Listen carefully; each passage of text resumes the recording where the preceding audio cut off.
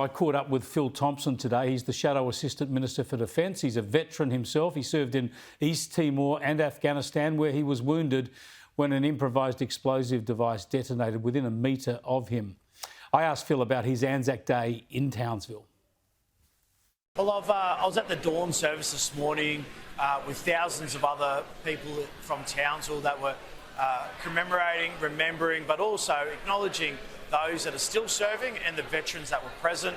I then went to another service where I was the keynote speaker, and that had hundreds of people, lots of schools involved, and it was a really good service at Thuringowa. And now I'm at the RSL and catching up with some of my mates, and it'll be a great day and evening that we'll be able to reflect on those that have paid the ultimate sacrifice, but as well as our service. Yeah, fantastic day right around the country. The Prime Minister Anthony Albanese started the day in Kokoda. He walked part of the Kokoda track over the past couple of days and attended a dawn service in Papua New Guinea. Tell us what you think about that. Surely it's a very good thing for the Prime Minister to do. Yeah, and I think it's great that the Prime Minister was in Papua New Guinea, and to have a dawn service there, I think highlights the significance not just of Kokoda, but our friendship with Papua New Guinea. There is a disappointing element to this, though.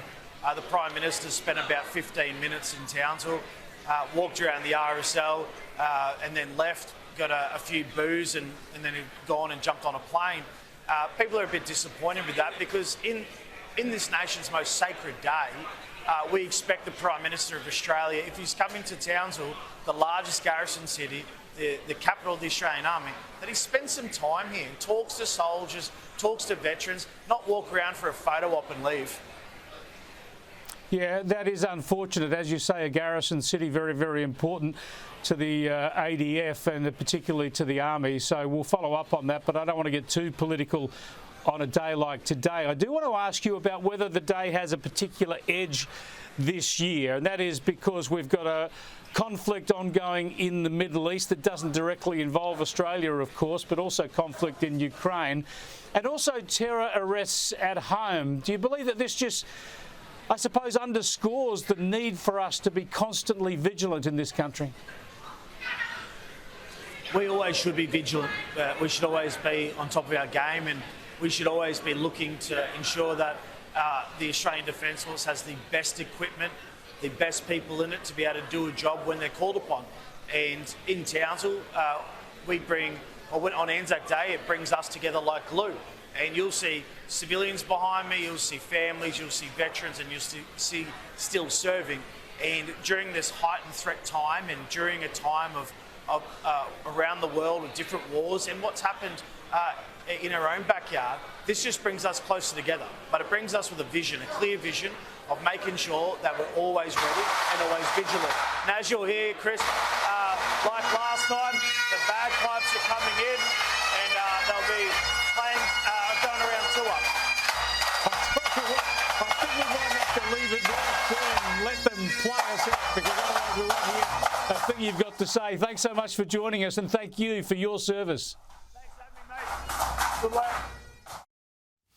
I think that's happened before with Phil. I reckon he's got him on cue, ready to wind up so he can keep the interview nice and short. Now, I don't doubt what Phil said about the Prime Minister's visit there, but I want to be very, very fair to Anthony Albanese on a day like today, on our national sacred day of Anzac Day. He was flying back from Papua New Guinea. He landed, obviously needed to refuel in Townsville anyway, probably.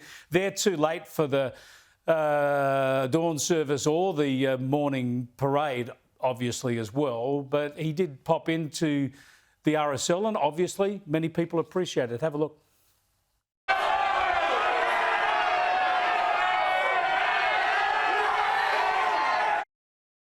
It's been a real honour to spend some time here in Townsville. That's such an important city for the Australian Defence Force, and the men and women who serve in uniform deserve our thanks each and every day.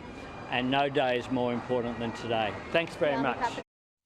There you go, the PM there, Anthony Albanese, in Townsville on his way back to Canberra from Papua New Guinea, where he walked the Kokoda track and celebrated dawn service in PNG with Papua New Guinea and Prime Minister Marape.